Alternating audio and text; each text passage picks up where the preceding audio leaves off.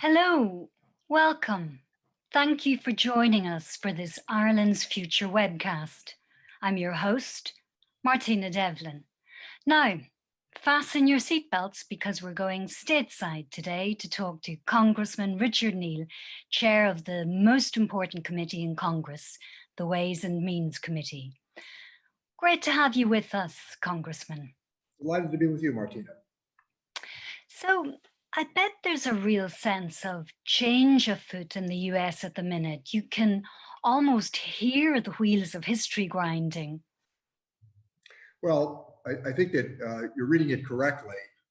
Unlike our friends in much of the world, we set election dates. So we already know when the next presidential election will take place 4 years from now. And the anticipation in the aftermath of the Biden victory is substantial. We're pretty enthusiastic about the fact that the regular order will prevail.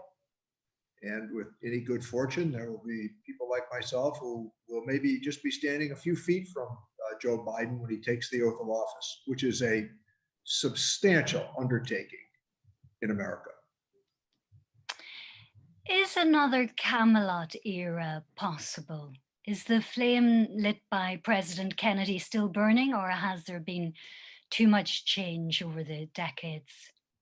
Well, I'm probably the wrong guy to talk to because I saw Jack Kennedy the day No way. before the presidential election in 1960. You were just a little kid, were you? I was about 10 or 11 years old, yes. He culminated his presidential campaign with the last two visits, Springfield and Boston. And I remember actually he landed at Westover Air Force Base, traveled down Carew Street, the Hunger Hill section of Springfield, which at the time was heavily Irish, first and second generation, largely, by the way, from the Dingle Peninsula, Irish speakers. And he came to the steps of the City Hall.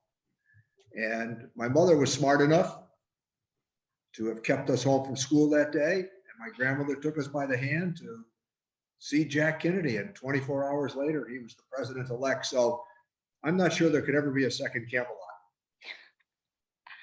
Is that what got you interested in politics as a 10-year-old? There's no question. Having seen Jack Kennedy in that campaign, I can't tell you the excitement, the electricity that flowed through our home as we awoke the next morning anticipating his victory. But I remember being riveted to the TV as we watched, at the time, Vice President Richard Nixon read the telegraph that he had sent to President-elect Jack Kennedy. And there were these magnificent moments that we still chart. I'm a trustee of the Kennedy Library. And there is this great place still on Cape Cod, on South Street in Hyannis, where the Armory is still there, where President-elect Kennedy, who had actually gotten a good night's sleep, unlike his family, he traveled to the Armory to receive the official results and to begin preparations on the 35th president.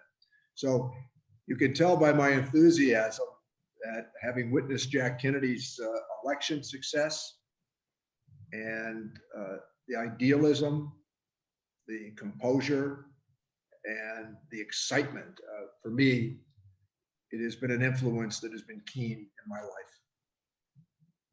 So, Congressman, do some scene setting for us as regards American political influence in Ireland. Obviously, it stretches way back, but in modern times, it's paved the way for the Good Friday Agreement. Why does it matter so much to you and your colleagues in Congress? I would reference a pretty well done piece in The Economist about maybe 3 or 4 months ago. It was just a one pager, but it highlighted the fact that for the American Irish, they still look to Ireland as what provided sustenance in very difficult times. And their experience of leaving the island was very different in those succeeding generations.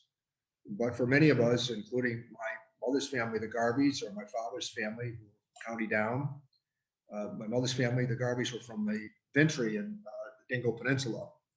And I think that American foreign policy, in some measure, is always a manifestation of domestic policy, meaning that many groups across the country have some influence on what American foreign policy looks like. And Ireland has a long history of democratic values, but they also were the victims of a great colonial undertaking.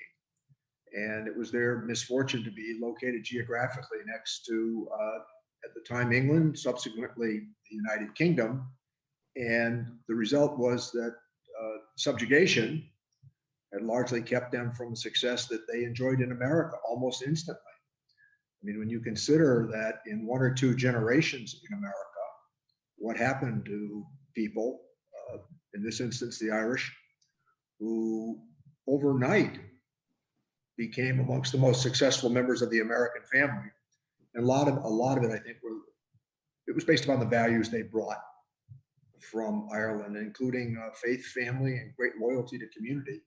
So the influence that we had always meant that there'd be some balance from our State Department as it related to what was often described as the special relationship between the United States and the UK. We thought that that was fine, but as it related to the issue of Ireland, and particularly the north of Ireland, that a more balanced view was important. And we succeeded, I think, in having great influence on Bill Clinton, who leveled it up, as we might say. Well, it stretches back to Reagan too, of course, who was a Republican. So it crosses the parties, doesn't it, this interest in Ireland? It did, and we've kept it that way, to your point, Martina. We've kept that balance. Peter King was very helpful along the way, but we made sure that it was Democrat-Republican. I think that the Downing Street Declaration that you've referenced that took place through President Reagan's time, it was also a grudging undertaking by Margaret Thatcher. I mean, the wheels of history were churning against her at the time. And so in some measure, I do think that acknowledgement is important, and the bipartisan relationship is critical, but never to, I think, misstate the role that America played in the run-up to the Good Friday Agreement. Oh, you're very much regarded as an active custodian of the agreement here in Ireland. I mean, you're our extra backstop, aren't you? What's the view of the incoming administration towards the Irish border? Well, I think that I've talked to them. They have my enthusiasm. That's a fair statement. We understand that America is a guarantor of the Good Friday Agreement. George Mitchell is a close friend of mine. He was an honest broker. Bill Clinton took great pains to make sure that all sides were included. Both traditions were instrumental in its success. Never to understate the role of Martin McGuinness and Reverend Paisley. And they, in the end, were two of the lead negotiators that brought about a new day. And understanding that the north of Ireland represented the longest standing political dispute in the history of the Western world. And I would also say it's important to remember that you simultaneously had the collapse of the Soviet Union. You had the end of apartheid in South Africa, and Eastern Europe was freed. And I think that it allowed for a more visual appeal to what happened in the North. And strand two of that Good Friday Agreement, Belfast, Dublin, was one of the most carefully negotiated and orchestrated outcomes. The other thing that I think is essential to remember here is that for many of us who were beginning to form some opinions that went beyond emotional attachment to Ireland, I can't emphasize enough how informed we became through the hunger strikers in the North. You remember that period well, do you? I remember it assertively, and American media covered it extensively. And I remember those caskets being brought to the door wearing the tricolor only to be turned around. And I the door of the church. Pardon? You mean the door of the church? Well, right at the homes too, as they were brought to the funeral. Yes, I remember that. And so I think that that caught the American people's attention, but it invigorated Irish America. over what they were witnessing, that this could still take place in the world. And subsequently, the Good Friday Agreement, we're not convinced they all love each other yet, but remember that in the crucible of politics, representative democracy functions. Well, it's a work in progress, isn't it? It is. President-elect Biden says he doesn't want a guarded border in Ireland. How do you prevent one? We don't need one. I think that the announcements that have been coming, even in the last few hours over the Northern Irish Protocol, they're very encouraging. I've made it clear, as Speaker Pelosi did with me as we traveled to the border, we made it clear to the Brexiteers over I should say, a vigorous lunch, that there would be no bilateral trade agreement with the United States if the Good Friday Agreement was disturbed. And that border, symbolically, politically, and substantively, had to be abolished.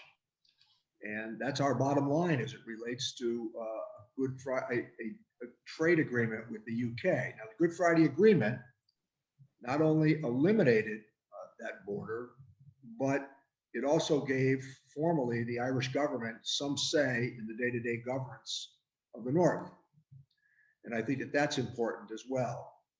The General Assembly functions when people are coerced into it. And I think that for many, many years, the argument was made that if you just said no in the North, that would be your position. So remember that the Republic of Ireland gave up Articles 2 and 3 of their Constitution, which laid claim to the North. The trade-off was the end of the border. I think that was a fair agreement. Well, the border still exists. You know, the North is under British jurisdiction, but the genius of the Good Friday Agreement is that you can pay as much or as little attention to it as you like. Isn't that the reality? Well, I always use the following euphemism because I think it's accurate. So more than 30 years ago, I was on a congressional delegation visit with the Speaker of the House, Tom Foley. And we traveled from Donegal to Derry. And as we traveled in that bus, the bus was stopped. It was an armed encampment. And British soldiers mounted the bus with night vision, heavy armaments, and they searched that bus from top to bottom. And the Speaker of the House was part of the entourage. When I visited the border with Speaker Pelosi not long ago, my phone pinged as I crossed from Donegal to Derry. Yeah. So I think that's a pretty good description of the success that we've had. Congressman, the conversation around the future of the island is gaining momentum now in Ireland because of Brexit. It's shifted the ground on which the Good Friday Agreement was painstakingly built. Can you imagine circumstances in which the border would just vanish altogether? That would be our plan. I think that's what we're all hopeful about. We hope that convincing people of both traditions, that economically, politically, and again, substantively, that makes the most sense for everybody. And also to acknowledge a reality that not to frighten the unionist tradition of joining the Republic. That's been essential. And I must say that Peter Robinson over the last couple of years has said really encouraging things. We befriended each other. You regard him as a friend? I do regard him as a friend now. Yes, I do. And I think that, when people that you disagree with do the right thing, we all need to say so. And Robinson has certainly augured for what could become a agreed upon Ireland. And that means hopefully eventually the 6 counties joining the Republic. So how do you reach out to people who are content with the status quo? How do you persuade them that there may be a different way forward? Well, I think, again, one of the lessons that was learned from the Troubles, even though this was an 800-year dispute, or at least a 300-year dispute, or no, we call it 800. We've long memories. We're people with long memories, I can tell you that. And but the 30 years of violence in an area the size of the state of Connecticut When you consider there were 30,000 British soldiers in that geographic area, I've not met or heard anybody who has ever suggested we should go back to those bad old days. So I think, again, cooperation between Belfast and Dublin, it would not be unusual. You could see the spirit of independence that is emanating again in Scotland. And the other part of this is that for many decades, the argument was that the North was the more prosperous part of the island. I don't think there's anybody who would make that argument any longer. Confident Ireland is a great lesson for all. And I want to congratulate the political parties in the Republic of Ireland as well, all of them. They've all taken the same position on the border. That's essential for those of us who are part of the Friends of Ireland here in America. And I'm the chairman of the Friends of Ireland. And, you are? And Wednesday night, we're going to say goodbye to Peter King, who was the co-chair for a long period of time, but not to forget the role that Jimmy Walsh and others played, who, by the way, King and Walsh are Republicans and great friends of mine. We all did our part. It was set up by Tip O'Neill, wasn't it? Your near namesake. Yeah, very important to recognize that, Martina, because Speaker O'Neill at the time, he decided to devise the Friends of Ireland. And he was a good friend to me, personally and professionally. But he decided to devise the Friends of Ireland to offset the monetary campaign that was emanating largely from American cities that was used to purchase weaponry. And he made the plea that if we would successfully thwart the effort that was made in the United States, in places like Springfield, incidentally, there was no surprise as to where that money was going. And I think that the argument instead became, we'll try to tamp down those emotions. But the UK's position of no, or that somehow the north of Ireland was a issue that was domestic in nature to them and not subject to any intervention or influence by those of us who took a different view, they had to move away from that intransigence.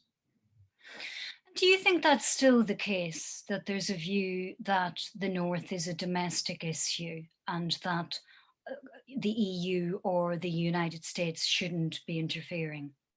Well, whether or not they think it, we already have, and we're going to stay with it. But I will recall a very special moment in my career. We were regularly hindered and then hectored by the unionist tradition, including Dr. Paisley at the time and many others, who said that we were intervening in a matter that was internal to the UK. And I was invited with a small group of others to Tony Blair's farewell address at the British Embassy here in Washington. It was his last round, and he was taking a bit of a triumphant note, I think, as it related to Ireland. And I'll use his words as I quote them and memorialize them. He saw us as a bit of a thorn in his side. He was very candid about that. And then he thanked us subsequently for helping. But his line was that in history, America and the UK have agreed on much. Now let me quote him. He said there was one issue that we didn't agree on, the North of Ireland. And he said that our efforts had gone a long way toward helping move the UK away from the dispute that had pestered them, and that's a mild term, for these centuries. So really, are you saying you expect to see a united Ireland in your lifetime, Congressman? I'm hopeful. How would that come about? Well, I think it would have to come about according to the Good Friday Agreement, and that would be based upon a democratic vote that would take place.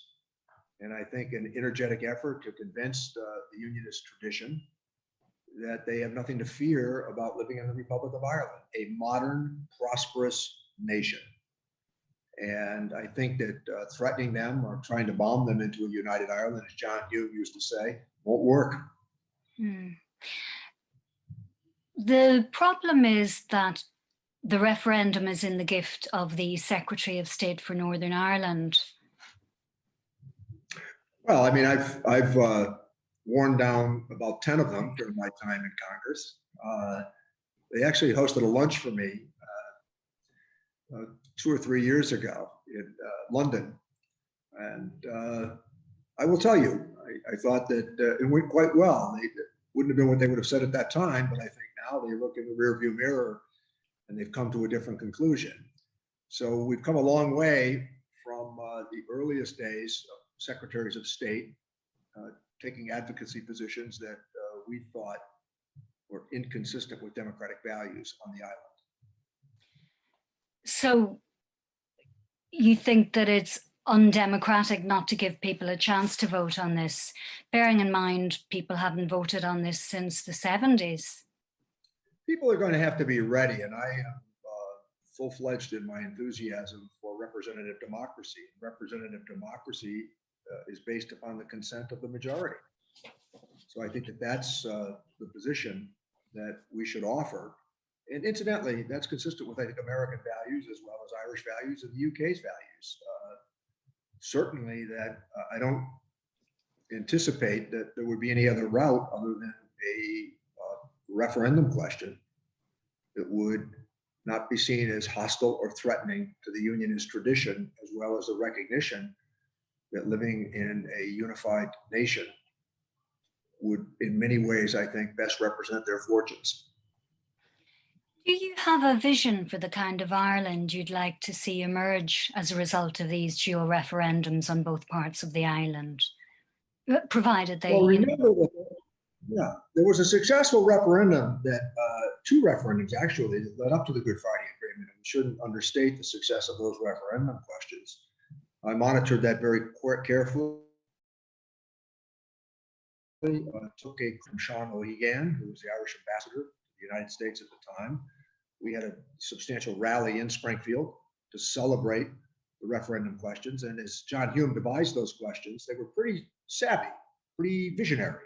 Remember, there was a referendum in the Republic of Ireland on the same day that there was a referendum in the North. And people in the North and people in the Republic both voted for the same outcome: support and embrace of the Good Friday Agreement. You referenced the special relationship earlier, and we hear a lot about the special relationship between Ireland and the US, but we also hear that there's a special relationship between the United Kingdom and the US. What's the difference between those two sets of special relationships, or does one cancel out the other ever? Well, I think there's a better balance. I think that one of the challenges that we all had as we attempted to advocate for a more sustained effort at peace in the North, I think one of the challenges we always had was our State Department took a pretty vigorous position saying that they agreed that the matter of the North was internal to the United Kingdom. And I think much of that change took place meeting with this obscure governor of Arkansas. We met, He'll lobbied. never be remembered, you know. Yeah, we met, lobbied, and assertively, from time to time, I think, harassed over his positions. And we had a very painful meeting after he had been president for about 6 or 8 months. And he sent Tony Lake, who was a good friend of mine and a former constituent. He was President Clinton's national security advisor. And we had, I will understate, a storm with him. We said that Bill Clinton had been president for 6 months and he hadn't said anything. And the meeting went so bad that Lake, in a moment of frustration, said, I will guarantee you this, that I will elevate that issue to the same level of the Middle East inside of the White House. And he did, and they did. And I think that Bill Clinton's position in terms of being an honest broker, in which he sought out the hardest men and hardest women on that island, convinced them that a new way was possible. And I think that it empowered many of us to witness it. And I also think it's important to remember that he had a willing partner in Tony Blair, never to forget the role that Albert Reynolds played, back to Charlie Howie, Bertie Ahern. And I want to say that I thought that Indikini's positions were very vigorous as well. And now all the political parties, as I noted earlier, support one position as it relates to the border. I can't tell you how helpful and instructive, Martina, that is. Hmm. I'm just reminded as you speak that Mike Mulvaney was special envoy to Northern Ireland under the Trump administration. Do you have any heads up on who you think might be appointed by President-elect Biden, and how fast would that vacancy be filled? Because of course it was left vacant for rather a long time. I have no understanding of that at the moment. So I think that that's something that will play out eventually as the Secretary of State takes his position. That is a job that I think it's difficult to describe the responsibilities. So I think once the new Secretary of State becomes comfortable, that that's a position that will be launched as part of our diplomatic corps. Hmm. And any idea when President Biden will pay us a visit? I don't know, but you can be sure of this, he will. Will you come with him?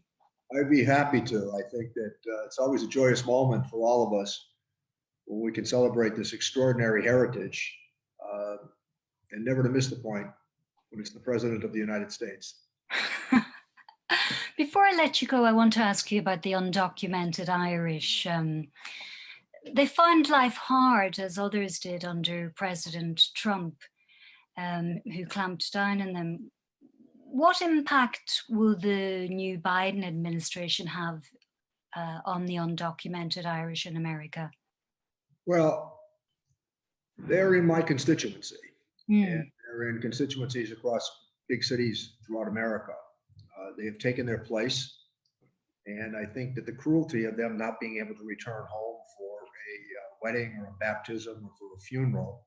And I've had a couple of cases where I've been approached because there were those who wanted to go home for a funeral. And let's be honest, Zooming doesn't do it. So I think the president is likely to take, President-elect Biden's likely to take a different, more humane approach to it. And I also think that as the lead sponsor of what is known as the E3 visa, that would help a lot of people as well. And I'm hopeful that we can get that done. There's only one stubborn member of the US Senate that is holding it up. So I think that continued flow of cooperation between our two great countries is important. But I also think, Martina, that there's something else that we need to say and point out vigorously. America needs a new immigration legislation package. It's been a long time since we've been able to put together a good immigration package. And given the role that immigration has played in our history, I'm saddened by what's happened. And I would like to think that, as Lincoln said, the better angels of our nature might prevail to get it done. Well, here's to better angels. And we'll leave it at that. Our thanks to Congressman Richard Neal for his insights and also for his lifelong interest in Ireland. We don't take it for granted. See you over here one of these days, Congressman. Thank you. All the best. Thank you. And you've been listening to an Ireland's Future webcast. I'm Martina Devlin. If you like what you heard, follow us on social media. Keep the conversation going. Check out our Ireland's Future website, www.irelandsfuture.com. It's crammed with articles and webcasts. And finally, it's good to talk, it's twice as good to listen, and it's even better to connect. So thank you everyone for joining us. Wouldn't be the same